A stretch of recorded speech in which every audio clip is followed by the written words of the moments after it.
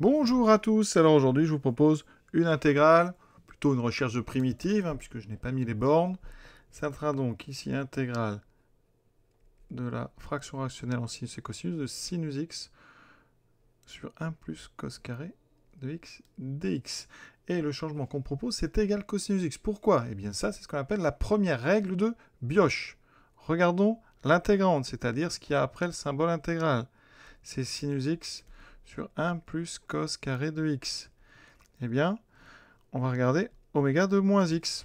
Si oméga de moins x égale oméga x, eh bien, la règle de Bioch nous dit qu'on peut poser t égale cosinus x et ça sera très pratique. Effectivement, sinus x étant impair, ça me fait moins sinus x. Cosinus au carré, cosinus étant pair, eh bien, ça fera ici cos x. Et d de moins x, ça fera moins dx. Donc effectivement, les deux moins se neutralisent et il me reste oméga de x. Donc, première règle de Bioch, on peut et on a plutôt intérêt à faire un changement t égale cosinus x. Donc, on part de t égale cosinus x.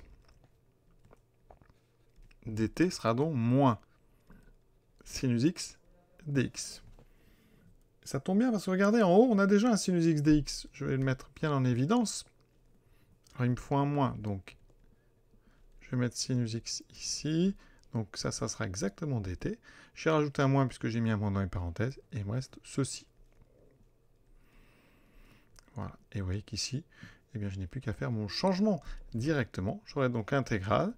Moins 1 sur 1 plus... Alors j'ai pris t égale cos x, donc 1 sur 1 plus t carré. Et ici, j'ai directement dt. Et donc une primitive, eh bien, vous en connaissez une.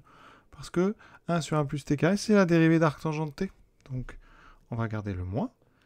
Et donc on aura ceci. C'est donc moins arctangent de t. Voilà. Et une fois qu'on enlève les crochets, on passe donc à moins arctangent de t plus une constante. D'accord? Comme ça, on vient de trouver l'ensemble des primitives valables, donc là où la fonction était définie. Et là où elle était continue. Donc ici, sur n'importe quel intervalle, eh bien, on n'a aucun souci parce que 1 plus cos carré de x, ça ne s'annule jamais. Et oui, cos carré, c'est positif.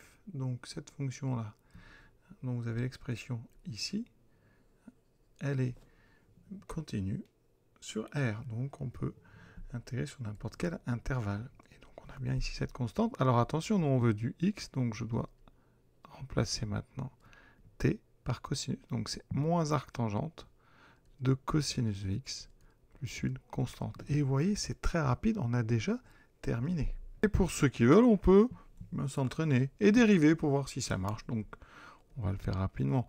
Je prends f de x égale moins arctangente de cosinus x. F', alors c'est une composée. Je dois donc, c'est moins arctangente u. Donc le moins, je vais le garder. Le cosinus, je vais avoir sa dérivée qui sort. Donc j'ai un moins sinus x qui va sortir. Fois la dérivée d'arctangente, donc 1 sur 1 plus t carré, appliqué en cosinus x. Et on obtient ceci. Effectivement, c'est exactement la fonction que j'avais devant le dx. Et voilà, on a vérifié et on avait bien travaillé. Voilà, je vous souhaite une bonne fin de journée. À bientôt.